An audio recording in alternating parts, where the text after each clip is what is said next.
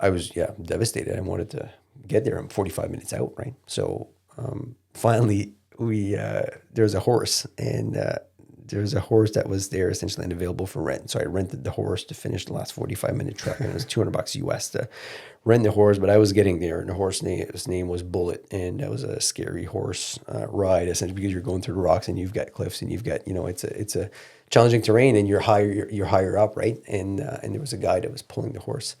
So finally made it to base camp. Was able to take the pictures and do the everything, essentially the sightseeing, and then went back to Gurukchep. And then my oxygen plummeted below 50, and we couldn't maintain the oxygen at all. So I was in a clinic in Gurukchep, which is a 14 by 14 room, unheated, with 2 single beds. And they had me hooked up on oxygen and IVs, and my arms were all blue, like green, essentially, and yellow, just to try to find the veins. I was so dehydrated. Welcome to the Driven Dad podcast, where we celebrate dads that live with passion and lead with purpose. On this show, we'll host some dads that live incredible lives. Being a dad is the most important job you'll ever have. Get inspired by our amazing guest dads that refuse to live life in mediocrity and live epic lifestyles with their families.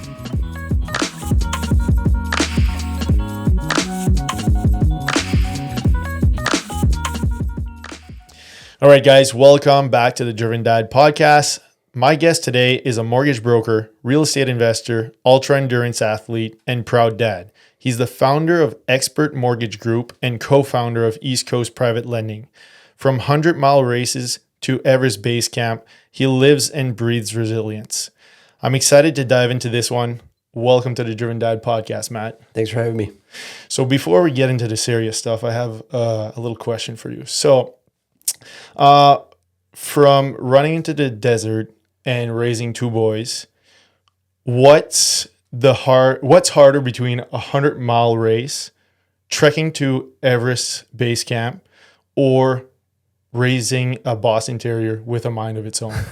Raising a Boston Terrier, 100%. We should have run the fine print. The dog's a lot bigger than what we anticipated. He was supposed to be 15 pounds. He's 25, and he's got much more energy. But yeah, I feel like you guys have a challenging lifestyle to have a dog also. Yeah. But you know what? He fits in though. Like he's like a more fragile dog wouldn't fit in. Like he has to be able to keep up. So right. So you've been into the mortgage world for how long now? 20 years. Okay. And you founded Expert Mortgage Group? Yeah, back in 2010. Okay. Yep. Okay. So what inspired you to get started back in 2010 to found Expert Mortgage Group? Well, at that time, I had moved over from a company, Home Loans Canada, which was owned by CIBC Bank, essentially, and it was primarily in residential mortgages, and I wanted to expand into commercial mortgages. I had bought and sold apartments and multi-units, and it really wanted to get into that space to be able to help clients, achieve that same ownership. So that's what drove me to start Expert Mortgage Group under the Mortgage Group Canada banner, and just gave us a lot more independence to be able to do, just real mortgage brokerage, not under a hybrid of a bank, I guess. Right. And since then you've grown it to something pretty big at this point. Yeah. How many people do you have on your staff, on your team? Yeah. So we're 5, all experienced staff essentially. So it's amazing to have really good teammates around the table. And then we have the East Coast Private Lending Corporation, which is a separate entity. It has to be a separate word that's private lending and not borrower focused. So Expert Mortgage Group is really residential and commercial mortgages for borrowers, where East Coast Private Lending is for investors. Right. Yeah. So what's the difference between someone going to see you guys at Expert Mortgage Group or going for private money, like for a project? Like who would be the ideal client that goes for the private money side of things? Yeah, I guess so. So on the private lending, we don't deal with any clients directly. The deal has to come from a mortgage associate or a mortgage broker. So we're more of a B2B. We're a supplier of private lending. So we're representing the investors. So we're really only dealing with the investors on that side. But to answer the question of the types of clients that would go to private lending, sometimes they'll get clients that started a house, they ran out of money, and they need money to finish the house. They're doing a flip. They're buying something that's undervalued. They have a really good price on it, and banks will lend on the lowest of purchase price or appraisal, where private lending, we could look at the appraisal value instead. So really more creative, strategic type financing on the private lending side, and also credit rebuild. People that have, challenging credit. I heard the example recently about, if you get a DUI or a speeding ticket, you have to pay a premium for your insurance for X amount of time until you rebuild. That's the same with private lending. It's more expensive, but it's a chance to be able to rebuild and bring it back to a traditional lender. So Right. just paying a premium for it. So a lot of like temporary kind of money, Very short-term money. Yeah. 6 to 24 months is typically the type of cycle that we see in the private lending. Okay. Yeah. And in your industry, have you seen an increase in the last 3 to 5 years, like as far as I know the housing boom or like the investor boom in Moncton has been pretty huge, and has it transferred over to you guys directly? Yeah, especially on the expert side where we deal with borrowers. Like that was mostly the impact, where the private lending is really focused on different types of transactions. But the speed is also a factor when it comes to lending, where the private lending saw an uptick in that speed because private lending is a lot faster than traditional lending. Primarily lending with more down payments, more equity in the deal. So, that the client is essentially has some skin in the game, but turning it around faster than banks and traditional lenders. So, but it's been a really interesting ride. But also during pandemic of not being able to keep up with the speed. I mean, people were doing crazy things like putting offers with no conditions and like no financing, no inspection. And these are not great for us. We need to be able to do due diligence and turn the deals around to do it properly.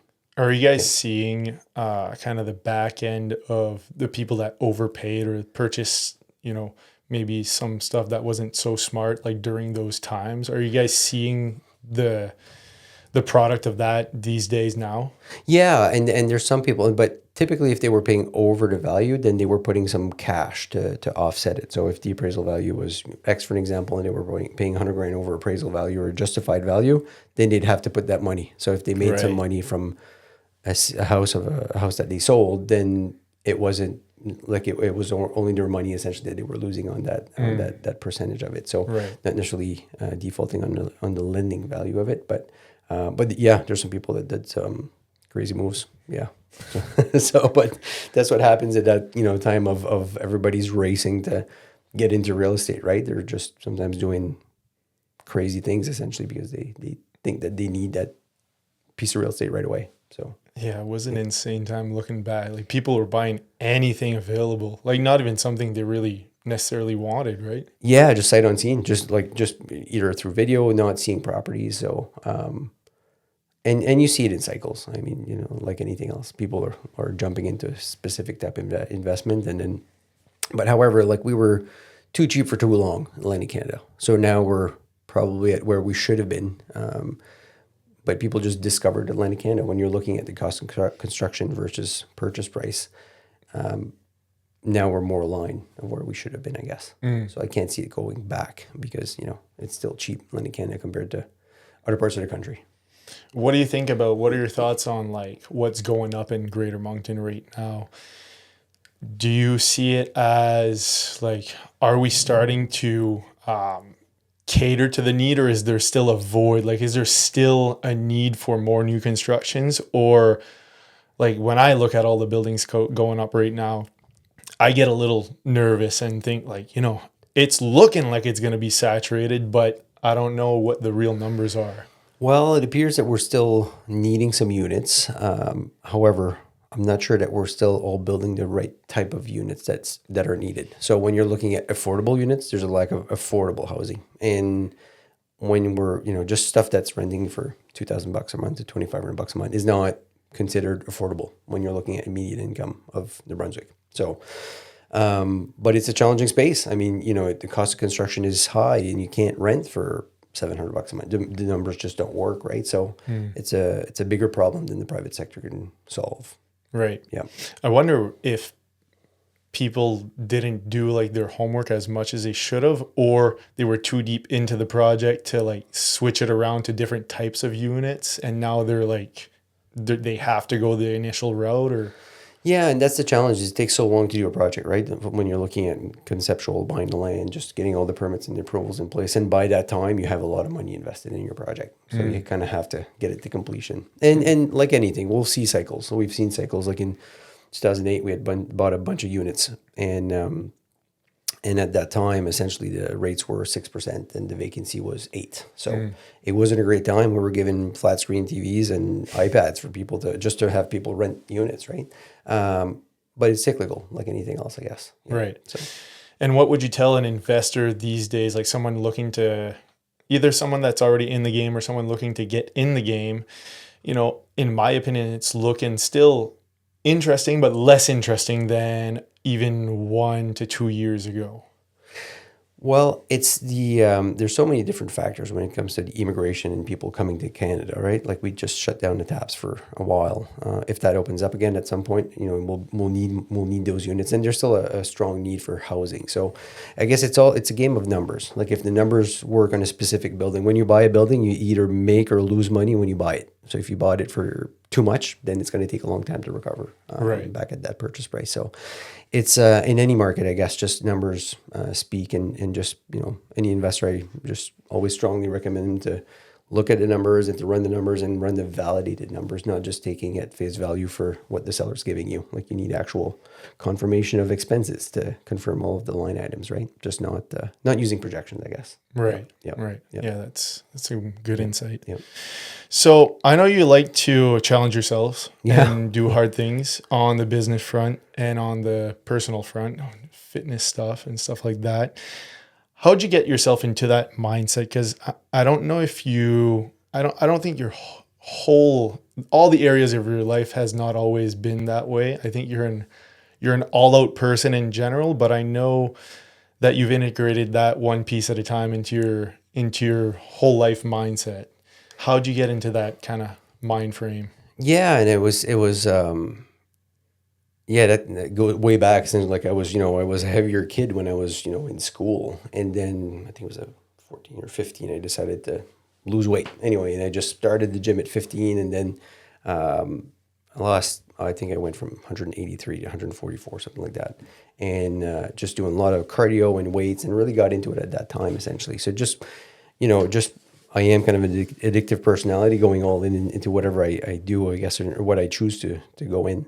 Then I went to post-secondary and just, started working, and then all I was doing was working, and then you don't realize it. Then I went up to 225 pounds until a colleague essentially at that time was like, Matt, how the F-bomb did you get so fat so quick? And it just clicked, and you don't realize it. You're just in the motions of it, right? Like you stop at convenience store, grab a sub, go to the next meeting, and you're just pushing and pushing. And then it clicked that I just, needed to set boundaries and go back into it. So then I started doing, I think, just going to the gym, and then the Spartan, the toughest mudder is what first started it. And then toughest mudder was in Quebec. I'd done this race essentially, and next thing you know, we're signing up for Spartan Ultra Beast and a bunch of these things going on. So just kind of, always pushing the envelope to see what's next. And yeah, I guess that's just been kind of It's crazy how that one person made it click for you, because it's not like he really taught you anything, It's just those words that day. Right. Yeah. It was good timing. Absolutely. You just held up a mirror. Like you just didn't do anything wrong. At first, I'm like, like it just hits you, like, what that just catches you by surprise. But then you start processing it, and then you're like, okay, I'm going to make something out of it, right? You just don't see it. You just have to. But right. I mean, it's all up to ourselves, I guess, to keep accountability. But sometimes you just get lost into it.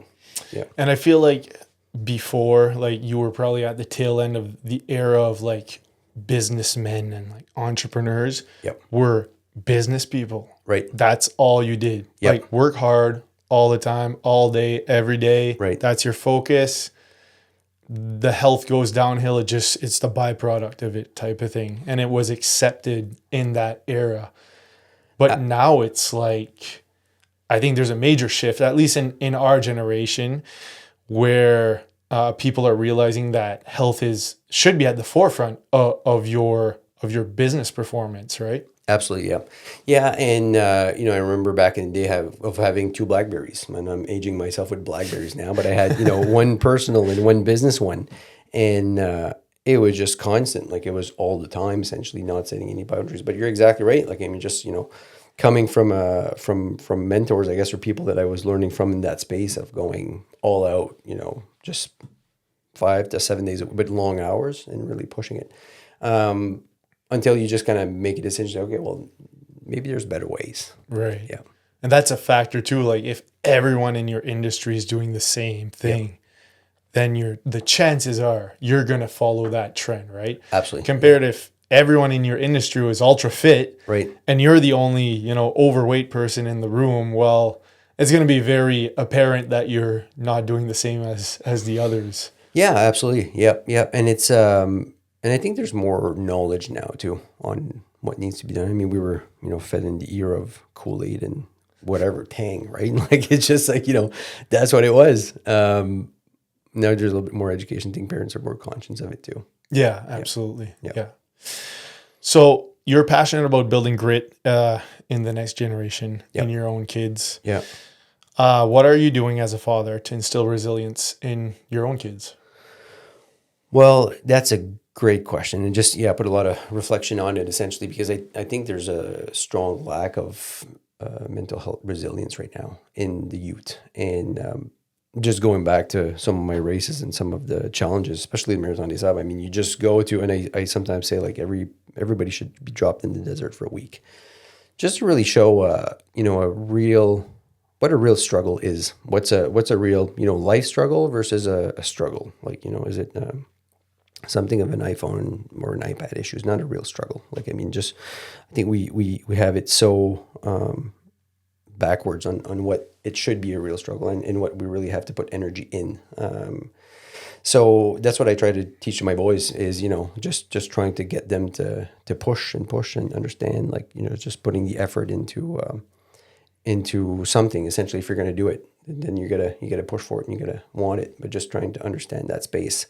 And, they all have their different challenges. Like, Jacob or Max have different challenges of what they want to strive to push on, but it's fun. It's the best job essentially is parenting, because you're creating little ones essentially and just kind of help them succeed on their own. Yeah. But just giving them the tools, I guess. But it's a challenging time. Like we're in a participation medal era. Everybody gets a medal.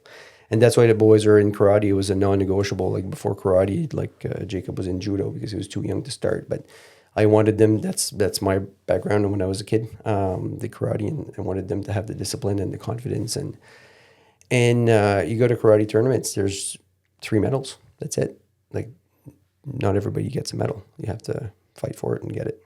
So, do you think parents of this era spoon feed their kids a little too much? Like they solve their problems for them? 100%. Yeah. And it's and not everybody will agree. And I know that you have to, we want to give everything to our kids. But I learned something from someone a while back and said, build the child for the pat, not the pat for the child, which I thought was amazing choice of words, because if you give them everything, then they're gonna be 17 or 18, move out of the house, and they have no life skills, and that's a challenge. I often keep reminding myself when we're like in the weekly routines of school and whatever else, it's always it's often a rush, like get ready, get your shoes on, let's go, bus stop, school, gymnastics, let's go. And I'm tempted to make things go faster. And I'm tempted to put, zip their jackets up for them because they're too slow, or put their shoes on, or, tie their shoes up or whatever. But I try to challenge myself by guiding what they should be doing with my words. Yep. Telling them, get ready, head towards the door, find your jacket, start zipping your jacket, because they need that. They need that guidance, right? Or else nothing gets done. Yep. But it's really challenging for me, but I try not to do the thing. Yep. I try to let them figure out the thing. Right. Even if they zip up their jacket all wrong or whatever, I'm like, whatever, you're that much closer to being able to doing it properly next time. Right. You know? Yep. But it's just a society, or the lifestyles we live in, everything's going really, really fast. Yeah. So I try to stop myself and be like, what's an extra 30 seconds? Figure it out. and then maybe in 2 weeks, it'll work a miracle. Right. And you'll know how to do it fast. Yeah. Yeah. Yeah, it is fast. I mean, just during the pandemic, we just like everything, the world had stopped. And I think we gained so much perspective on it. But like Julie was off work and we had a 30 by 40 garden and we had 6 chickens. Like we had, it was, and we said, we're never going back to that same speed. Then we're, exactly where we're and busier, I guess. But it's, it's a busy world, I guess, to try to fit everything in. Yeah, absolutely. Can you elaborate a little bit on earning every victory? So you've talked about a little bit like the medal of participation type era that we're in, but what's your stance on earning every victory?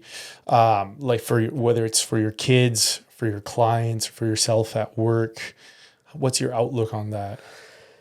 Yeah, so that's recently I was, they had sent a message through school and saying like your kids you don't need to come in for the school visit to meet the teacher or whichever. And I still wanted to meet the teachers because I think everybody can improve. And what my stance is, I understand not everybody's got the same level of what they can attend, but doing a bit more is always what I strive for. Like it's, and whatever the mark is, like if that the person's giving them their best, like a client might have an objective of buying 1 4-unit in their life. That might be their investment strategy. The other person might want, hit 100 doors, whatever. Whatever their goal is, to be able to help them push to get that essentially and not to leave anything on the table in that front, if that's what they want. Right. So just the accountability of to themselves, I guess that's always my kind of mindset of, if I say I'm going to do something, I'm going to push and push to do it. That's where typically I just kind of sign up for an event, then I do backwards of what needs to be done to be able to get that event. Essentially, that's what's worked best for me. But that same kind of strategy, it's just same as a vision board. Like we set vision boards for ourselves and the kids. We've been doing that for 3 years, I think now, and then it gives us a good activity, sitting down and saying, okay, well, what do you plan on accomplishing this year? And not a vision, but more of a goal-oriented vision board, I guess. Yeah.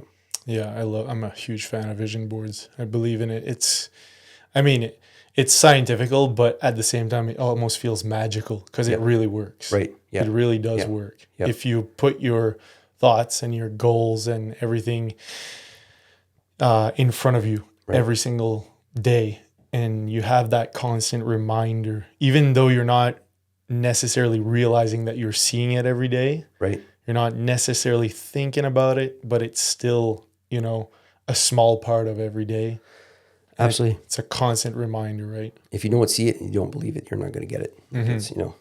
It's, that's what it is. Yeah, absolutely. So you've done some crazy stuff on the fitness side or on the athleticism side of things. What pushes you to take on something like Le Marathon des Sables? What's your drive? Like, why do you like the pain? Well, it's always got, just always been to push it a bit more, just to see where, where's the ceiling, I guess. Like, can I push a bit more? And pain is, it's really, temporary on that front. And it's, I've kind of learned to kind of understand that aspect of it and it's self-inflicted pain. So when I, Marathon des Sables, before I left, my aunt, there's been too much cancer in my side of the family. And my aunt was dying of cancer. And I went to visit her. And during the race, I was thinking like, I made a choice to be here. So, if she had the choice, she would flip the roles and she'd be here instead, right? So it's, when you're looking at that perspective of hurt, like it's really just, it's temporary. It's, if you want the prize, you have to be able to push it. And that's what I try to teach the boys right now. It's, it's temporary. Like it's, whether it's, we had one episode just a while back on competition in karate and Jake got hurt in the ring. And I'm like, 5 minutes after, I'm like, does it still hurt? He's like, no. I'm like, okay, well, that's it. Like, that's your pain. If you get punched or kicked next time, like it's going to be 5 minutes and then you're good. That was the lesson. Yeah. That's going to be, it's temporary. You recover from it. You just got to know what the limit is, I guess. So Le Marathon des Sables, tell us a little bit more about the event itself. Yeah, so had just finished. So I guess the quick story leading up to it, World's Toughest Mudder signed up for Spartan Race in Vermont. It's where the founder Joe DeSantis started the race. That's his hometown. Failed first year, missed the last cutoff, like I think it was 12, 13 hours on the road on the course. Second year, vomiting just at 12 hours. Didn't have my nutrition in check. Hired the best coach, guy from Texas, coaches OCR training. Got it done. And then it was World's Toughest Mudder in Vegas. It was a 24-hour event. And then it was like, okay, well, what can I do next? So the next step is I researched the World's Toughest Foot Race, which I don't know if it is. There's crazier races now. But what was called the World's Toughest Foot Race was the Marathon des Sables. So that year was a 237-kilometer self-supported race through the parts of the Sahara Desert. Self-supported except for water. They give you water. And so I started looking into the research, reaching out to people, and I like asking for advice instead of making the mistakes myself. So built a heated room in my basement. In that time was like a 12 by 14 or 10 by 12 heated room with heater, two heaters, one dehumidifier, so I could bring up the heat to as close as 40 degrees as I could, and remove the humidity from it. Trained and then flew out to Morocco to do that race. So you just put in a van, and then you're driven out to the desert. You sleep, you just have your carry-on, whatever stuff that you're going to ship away, they bring it out, and then you have your backpack, which I think was about 34 pounds, with my food, sleeping bag, one extra pair of underwear that you rotate, a couple of pairs of socks, and that's it. So you carry your whole food during the whole 7 days. Yeah, and you need to have certain things, so an emergency blanket, like a venom pump, like there's a bunch of things that you have to have. So at the checkpoints, they'll check to make sure that you have those. So your bag is weighted, that you have to have a certain amount of weight, and you have to have a certain amount of calories per day. But you're in a calorie deficit every day. Like you can't bring the amount of calories that you're going to need. So your bag gets lighter throughout the week. So you don't refill every day. It's like you fill it up on the first day, and that's what you have. And that's what you have, yeah. So and you strategically plan all your meals for the week. I had vacuum sealed portions and everything in there. So first few days was like 30 some kilometers every day, and then day 4 you got to save yourself because it was an 86-kilometer run at that time. And I guess before I first started the race, like they give you a bottle of water, and I would just, people were taking the cap of the bottle to make a shower. So you just poke some holes in the cap. But stupid me, instead of putting it on the bottle to poke the holes in it, I just had it in my hand and I just put the knife through my hand. So started the race on antibiotics, like sort of medic tent, and just anyway, and you don't feel great anyway. So did that, but then as you're running through the Sahara, like you can't put anything on your feet for blisters. Like, I mean, because if you put Vaseline or linoleum or whatever on your feet, like the sand is gonna catch on. And it's gonna create like a sandpaper, so it'll be even worse. So day 3, like I had quite a bit of skin that was off my feet. Like just at one point, I probably had 30% of the skin off of one foot. And they would shoot that up with iodine. You would bite on your buff, and they would shoot it up and then kind of tape it to continue. So day 4 is the 86 kilometer. So first medic tent stopped. They checked it out. They treated my feet the best as they could. And the one after, and they're like, well, don't take your shoes off again because you won't finish. So I kept my shoes on and just push through. And then if you finish early enough on day 4 or through the night of day 5, then you get the rest of day 5 off. And then day 6 is a full marathon. And then day 7 is a charity portion, which was just like 7 or 9 kilometers. So the 7th day, when you're looking at the compact ratio of weight and calories, I brought just macadamia nuts, vacuum sealed. That was my whole food for day 7, was just macadamia nuts, because that's the lightest calories that you could bring. And that, by the time that you finish your race and you go to the bus, you're going to be bus somewhere, you're going to have food. So you can survive that last portion of it.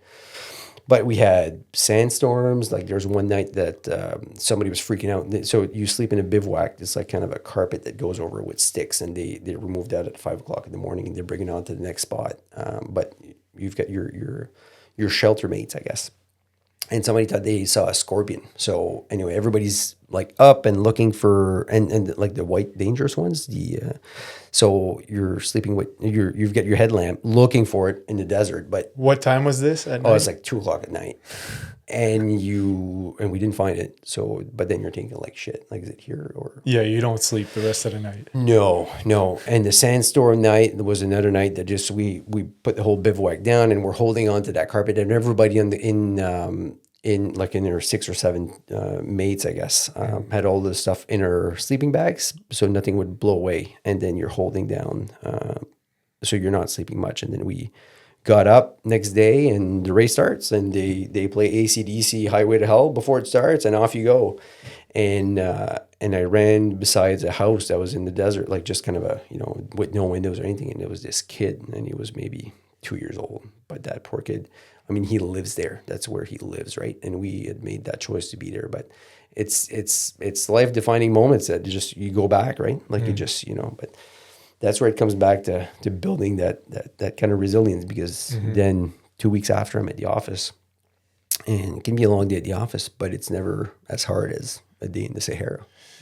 That's the magical part for me. I've never done anything like that Marathon des Sables, but I've done things that were challenging for me, and you come back from it and you're like, man, I just did that and I didn't die. Yep.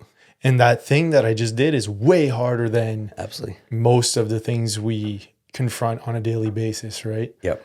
Absolutely. So it's kind of like it's something that it's like a fast track to growth in a sense. Like it's a fast track to a growth mindset, because you accomplish things or survive things Right. that you never thought would be possible. You never experienced that type of pain or discomfort or fear Yep. before. And that allows you to unlock things when you come back to everyday life, right? Absolutely. Create a new threshold, right? Yep. So aside from Marathon des Sables, there's also Everest Basecamp that I want to talk to you about. Yep. So you've been to Everest Basecamp. When was that? That was October 2023. Okay. Yeah. So what is Basecamp? Like, how does that work? You fly into where? Yeah, so you fly into Kathmandu in Nepal, and then depending on the time of year, you either fly from Kathmandu to Lukla, which is the world's most dangerous airport, very short runway, and you have to have visibility to be able to fly in. Or that time of year that we went, was it from Remshap? So you've got a 6-hour painful drive through rocky roads and winding roads, and finally you get there. And you take the flight from Remshap to Lukla, and then you start your trek from there. Okay. Yeah. And how long is the trek, like by foot? So we were scheduled to be, I think it was 11 days, was the trek itself. So we did a certain route. You can do different routes. You can go kind of do a detour. There's different parts of the Himalayas that you can do. But 11 days was the planned journey. And I booked this with a company essentially that does these types of tours, and they make sure you have all the essentials and so on needed. Yeah. Okay. And was there any challenges that came upon, like when you were there? Yeah. It's unforeseen challenges, I guess. The day one, I guess, like we get to Remshap, and there's a 5-day backlog of flights. Like you have travel bags, like everybody's duffel bags are stacked. And we're like, holy crap, like, that means that we're waiting. So we dispatched we hired a helicopter right away, because we didn't want to miss out, because the challenge with Basecamp is that you have X amount of days and you have your return flight. So as you need to be able to do your journey and acclimatize as you're going up. So we couldn't get a helicopter right that day. So we get the helicopter the day after, but we had lost 1 day essentially from our trek. And so then we get to Lukla by helicopter. Super cool flight, mind you. I would have liked to have the plane journey, because it looks like a pretty epic flight in. And then we get in, and it's and then you get all of your stuff essentially, and you start your trek, which is not a tough trek essentially. Like it's like the first few days, like we were told to slow down, like you're going too fast, because it's tough to. Well, it's tough to go slow essentially, right? So you just want to go. And the first few days were good. You check, they check your altitude, oxygen levels and so on as you go along. And then and the food essentially is much different. They don't have any refrigerators. Like everything is basically either flown in or brought in on their back. So you have to watch what you're eating. Very different essentially. Our body's not accustomed to eating, stuff like locals would, right? So just being careful on that. And as you acclimatize, then you start, you're feeling a little bit lighter essentially on the oxygen. And then when we got to day 4, I believe, I started feeling ill, which I thought was a food poisoning. Looking back, it was an altitude sickness. Just couldn't sleep. It was like stomach related, or? Well, I thought it was, I guess, but I was, just leaning forward and laying back on the bed essentially to on the back of the wall to try to breathe. And it's like you have an elephant, sitting on your chest. Okay. So vomiting, and just could. So I woke up the guide, and he's like, "Oh no, if it's food poisoning, you're good." Like, because I didn't want to turn back. I was doing a fundraiser for Breakfast Club of Canada too, so I had people that had donated money essentially, same as Marathon des Sables. So just you've got that added pressure that you need to get there. So he gave me some meds, and like, okay, no, you're good to go. So I continued, but I had nothing left. I was, it was a 3-hour trek to Gorakshep, and I didn't even have my backpack on. So I knew somebody was carrying my backpack. This is very, unlikely for me essentially to not be able to carry my own on that front. And I have a picture that, I'm laying on rocks. I have nothing left. So I get to Gorakshep, and there's a gastro doctor in their group, and he checked me out, and he's like, "Matt, what he gave you for meds, like that's not what he should have given you. That's got nothing to do with your condition at all." And the guy, he did the best that he could with what he had, right? Like these are not, they don't go to school to become a guide to trek. Essentially, they learn as they go along. They're porters, and then they become guides. So he's like, "Man, you got to stay on bed rest. You can't continue."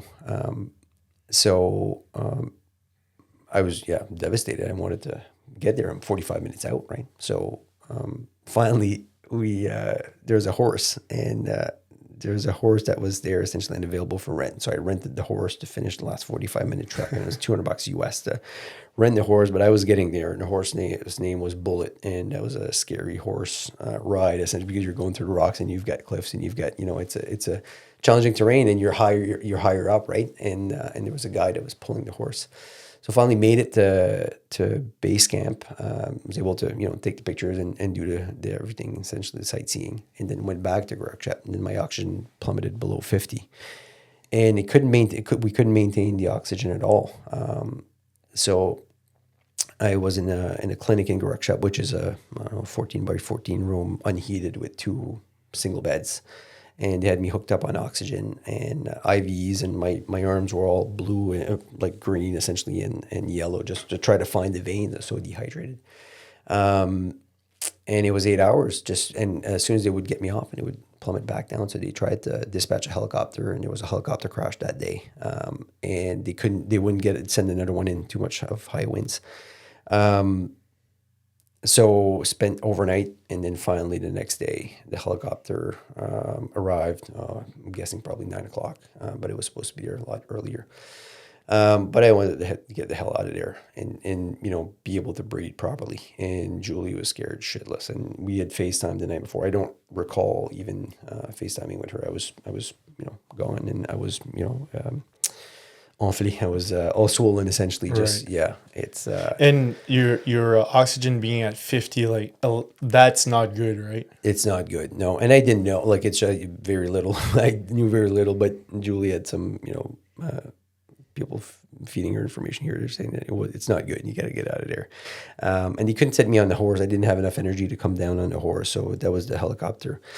And thankfully, and I had insurance. Thankfully, you need insurance if you're going there, because they need to, dispatching a helicopter to base camp is not cheap. And then all of the hospital. But anyway, so they got me to Lukla. Then I felt better because I was at a lower altitude. So essentially, you needed to get lower to get better. Lower. Yeah, That's absolutely. the only Yeah, real yeah, cure. Yeah, you need to get lower. And then when I was in Lukla, then they finally got another helicopter. So I was solo in the helicopter from Lukla to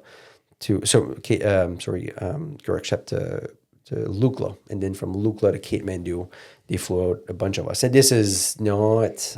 It caught me by surprise. Never thought that I'd face altitude sickness. Looking back, I'd need more time probably to acclimatize. Like it was a bit rushed. We lost a day in the front, and you're following a group, so you got to go at the pace.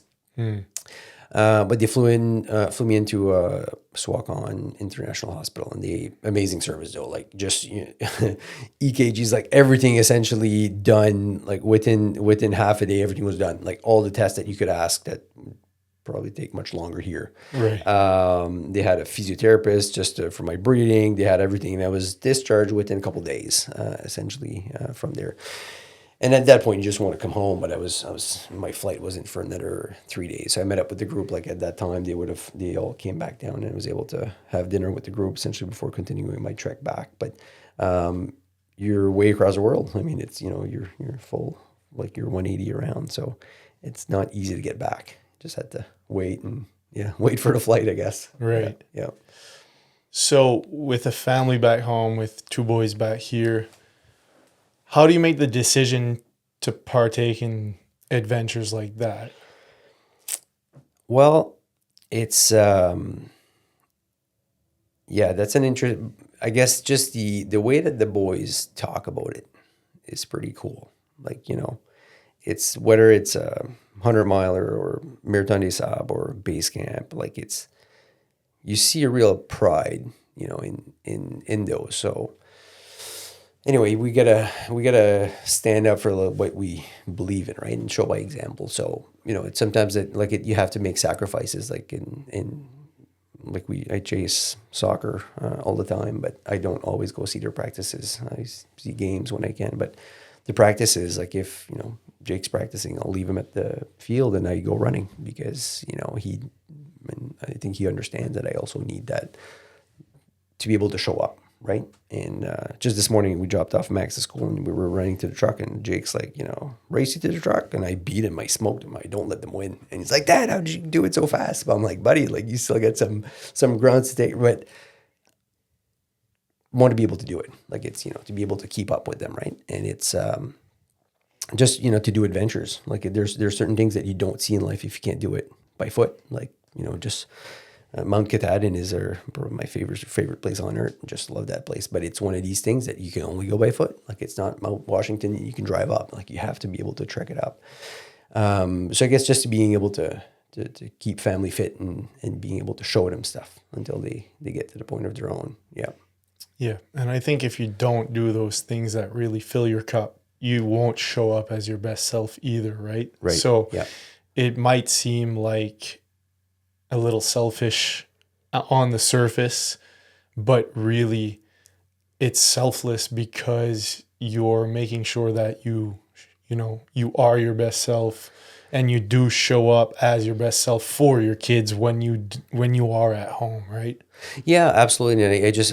And I've struggled with this for years on work balancing and so on, right? Sometimes I'll, take on projects and I think, my oldest understands better than my younger, but just on the value of work and I want to show them that you need to work to do certain things and to be able to show up and get it done, right? So many times they've come to my office instead of going home. Like they'd be in the boardroom at the office, either watching TV or playing something, or I've got a little, ping pong set up that they can play or whatever. Like but just to lead by example and, strong believer in that front. So it's, not always easy. Sometimes it'd be easier to bring them for ice cream instead of going for a run. I think you might get more brownie points right now, but maybe not later on. But they do speak with pride, essentially, when it's that, or I'm doing a presentation at school or whatever about some of these things. And anyway, it's but it's not easy. You have to you have to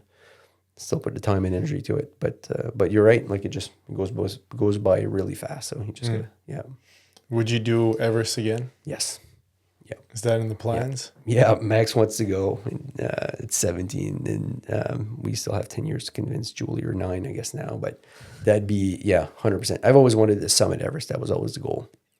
But it's a different it's a different level. Like, I mean, the goals that I had in my 30s are different now that I've got kids and people that depend on me, right? So it'd be selfish, I guess, to try to do something like that. It's expensive and it's dangerous, but There's like a line, right? Where yeah, it's yeah, like, you have to do the things that you really enjoy doing yep, to to enjoy life. But then at one point it becomes 100% selfish, like you absolutely, said. yep, yep, yeah. And just hats off to people that can do it and that do it. It's they've got a different passion that they're going for, and I love it. But right now my job is to get the kids to be adults and to be good adults. And, yeah.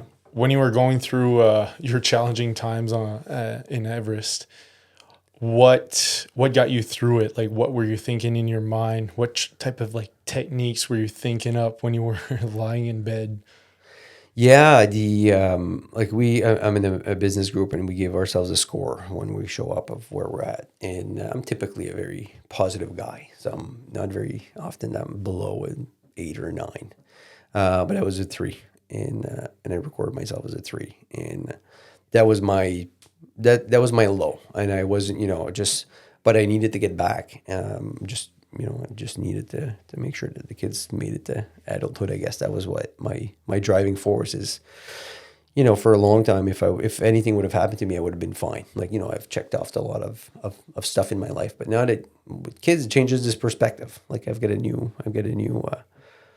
new, I guess, push or obligation that I need to New get to. purpose. Yeah, absolutely. Yeah. Have you ever read the book Man's Search for Meaning by Viktor Frankl? No.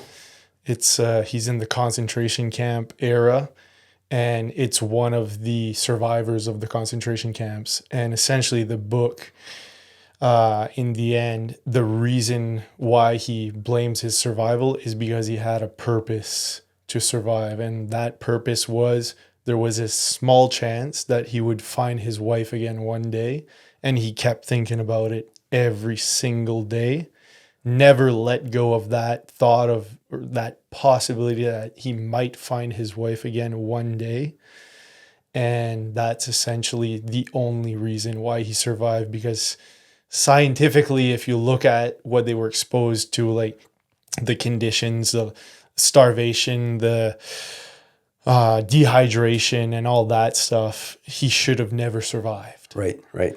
But it was essentially seemed like a miracle, but he blamed it on having that deep sense of purpose of refinding his wife once he gets, not if, but once he gets out of there one day. Nice. And that's what kept him alive during those insane times, right? Right. Right.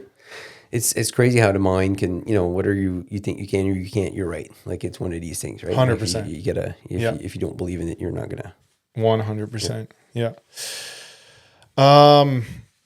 So, you sat on the boards for multiple community organizations and stuff like that. What drives you to contribute to your community and to organizations like that?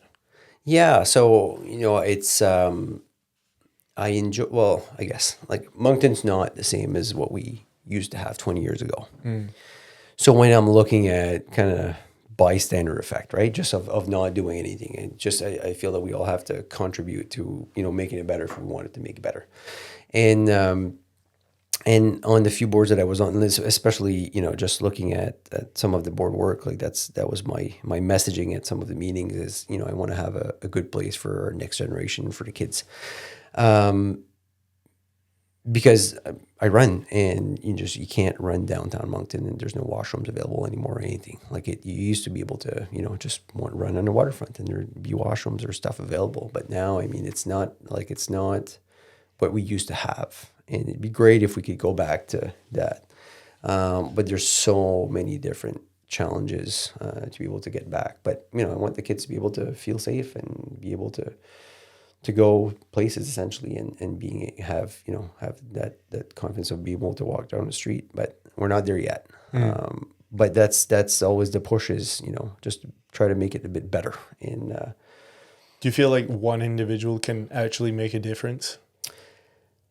well, it's one of these things that if nobody shows up, then we're screwed, right? So it's, I've done,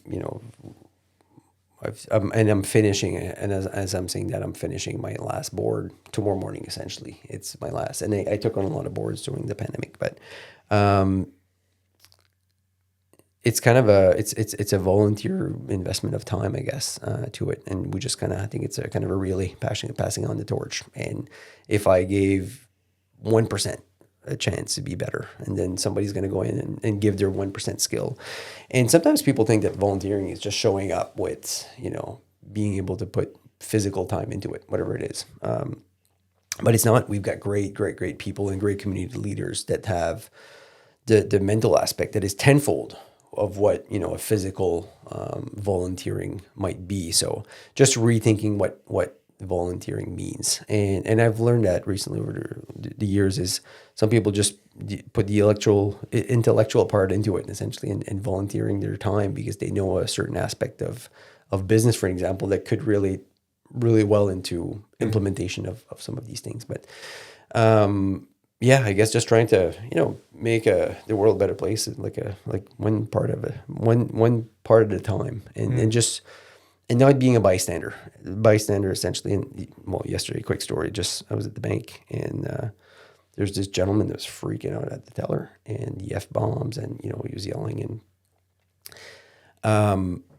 and as he walked out, he was walking away and I just said, sir, I'm sorry, I understand, but you can't do that. Like you can't yell at this girl. I mean, she's frontline. It's her job. She can't do anything about it.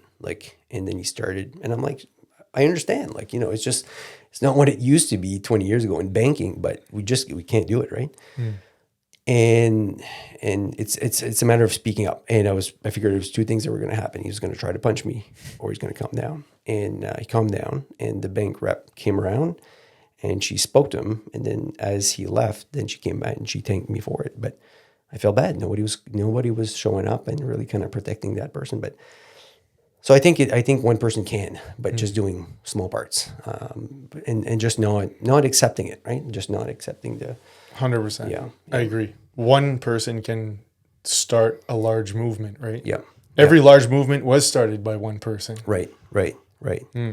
And it's anyway, and it's tough. We're all busy, and just but just when we can do a little something, I guess, of something that makes it a better community. That's our trying to leave always the world a better place than what we came in with. And I like your story about the bank thing, because it's easier to just stand back and watch and do nothing like pretty much everyone's going to do. But it's not okay to allow that to be an okay standard. No, and you know what? There was maybe 6 people in front of me, and nobody was saying anything or anything. And mind you, he was, if he would have been a big guy and or okay, or so he was just like 4.5 feet tall. Okay, yeah. I'm like, okay, I can hold my own with this guy, but it's when he's and you never know what people are doing or what they're going through, right? Or what they're holding, right? Like you just maybe it was a risky move, maybe, but that's why people are not, because you never know if somebody's going to have some mental reaction of or they're holding something of a weapon or anything, right? You just don't know. But anyway, I just felt I needed to say something, and it's like, you know what? If he talks better to people afterwards, or it goes back to him in the back of his mind that he thinks about it twice, great. We've called him up on it. So yeah, exactly. Yeah, you did your part. Yeah. So what does it mean for you to be a purpose-driven entrepreneur? And how could others start leading with purpose? Yeah, so purpose-driven, I guess it's that's a tough question. So it's when I look at the purpose of what I want to accomplish is, I always want to look at helping people, helping our clients, helping our staff, helping our team essentially around us, right? But just making sure that we have a good kind of working environment and good goalposts. And we work differently than most brokerages, but I set barriers, I guess, to where I wanted it to go. I don't think the kids have seen me take many calls from clients or whatever, like when we're away. So I want to be able to have our team have real vacations. If they're going away, they're really going, they're not connected to the office all the time. They have really good life balance, I guess. And for our clients to have good servicing and, just having educated people essentially to lead them to the right direction. So just mindful, I guess, of it. We'll never be the biggest and the best because we've got, I've got certain limitations of how much I want to push and what I don't want to miss out on I guess, in life. And, fortunate enough to have met so many different crazy successful entrepreneurs. And I've learned from them sometimes of what I want to do or sometimes I don't want to do or because of what I've learned, right? From what you need to sometimes leave on the table or give to be able to obtain that. So I guess, yeah, tough question. Yeah. No, you've answered it really well. And I like what you started with when you said that the initial kind of thing that you think about is how we can help people. And I think that's something that more entrepreneurs specifically should think about instead of the money first. Think about how you can help people and the money is going to come from that, right? Absolutely. If you produce value, if you produce things that people need, in any industry, it's applicable, then the money is going to come afterwards. And we're tempted because out of fear and need to pay our bills and whatever, to think about how we can make money first. Right. But if we think about how to add value and how to help people first, chances are the money's going to come, but you're likely going to even make more money that way. Yeah, and we always strive to have really satisfied clients. So if it's a client that we don't believe that we're going to be able to, to blow them away and say, okay, this was a really good experience, then we'd rather not work with them essentially because we know what we have to offer and we know what we're not, right? So, and we've chosen not to work with some clients. Like we need to have that alignment with them that it's going to be good for everybody. Like it's, we don't want to take on a deal essentially at the expense of anyone. It has to be good for them, good for us. Right. Yep. Yeah. No, I agree with that. That's great.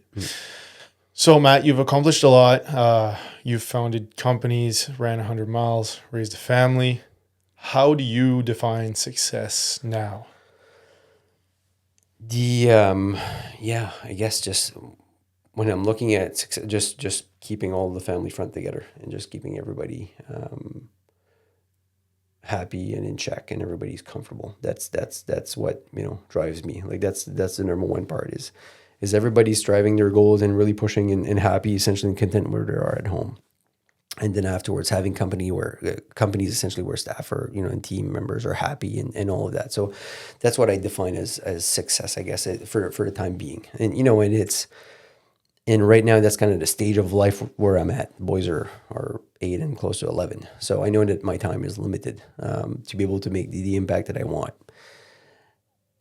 There's always going to be money. Like in 10 years from now, my life's going to be completely different. The kids will be gone and they'll be, most likely on their own. And if they can have it their way, they'll have soccer careers and scholarships. But I guess that's my current, defining of success right now is really having that balance and be able to show up and making sure I'm not missing anything. I'm not blindsided by anything. So I have the energy balanced.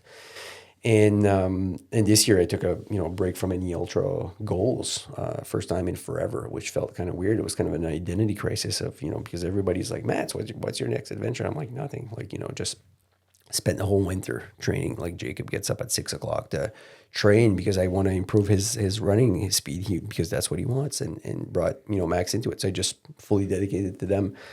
But then I was missing that. So just recently I signed up. There's a Dobson in a day on June 21st. I'm like, okay, I need to have something because like it's just in between the years, like the mental, running is really what keeps me sane. So just trying to find that balance, but I don't know. It's a work in progress. It's one of these things to be able to always kind of adapt the goals and keeping everybody happy. But it's you just kind of show up and do your best. Yeah, but.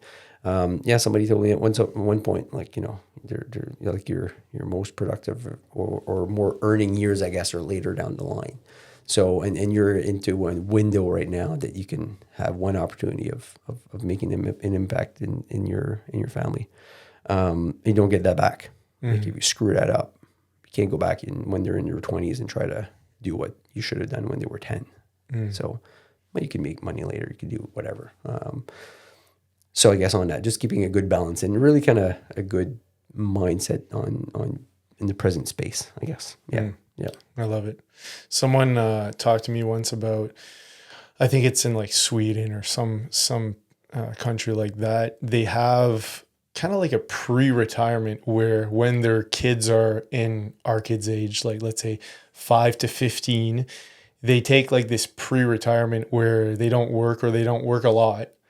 And once their kids graduate high school and go to university, they go back to work like full pin, you know, Right, like they right. go full time for the next, I don't know, 15 years. And they kind of like replace the time that they took in that pre-retirement and maybe retire 5 years later because they don't have much going on, right? Right, Like right. their kids they don't have the responsibility of taking care of their kids anymore. Yeah. However, they got those like, 10 really, really good years of hands-on with their kids when their kids were around the most, when their kids needed them the most. Yeah. Makes a lot of sense. Absolutely. Yeah. I mean, the logistics might be a little challenging to work around, but I think if someone would want to, it would be a viable, option to focus on those 10 good years. Well, exactly. And I think, I've just, again, going back to, cancer in my family and stuff, it just, my aunt died when I was 11. She was 40, diagnosed with cancer, died. And one of my uncles, my favorite uncles, the guy that taught me how to swear, was 57. And when you look at those, like you just think about it, like, who's going to be around the bed essentially on your deathbed, and what are the regrets that you're going to have? And there's nobody that said, I should have made more money. I should have spent less time with my kids. I think it's one of these things at point in time. And I'm always reflecting back, and in our business group, we write our own obituary, which really gives you a good perspective of what kind of impact you want to have in your life, right? How many bridges are you willing to burn? So I guess, yeah. I think that's a great thought to reflect on for everyone. Yeah. Yeah. It's what are you willing to trade? Yeah. So, well, Matt, thanks a lot for our conversations. Yeah, it was great. Thanks. Really appreciated you coming on our show. Thanks for being the great dad that you are, and thanks for inspiring all the other dads around you. Yeah, thanks for starting this. I think it's great conversations and really kind of helping people kind of either get out of the rut that they're in, or just inspiring them to be a bit better, essentially, or learning from others. But it's a good chat. Thanks for starting this. Yeah, I appreciate that, Matt. Yeah, cool. All right, Thanks. Thanks.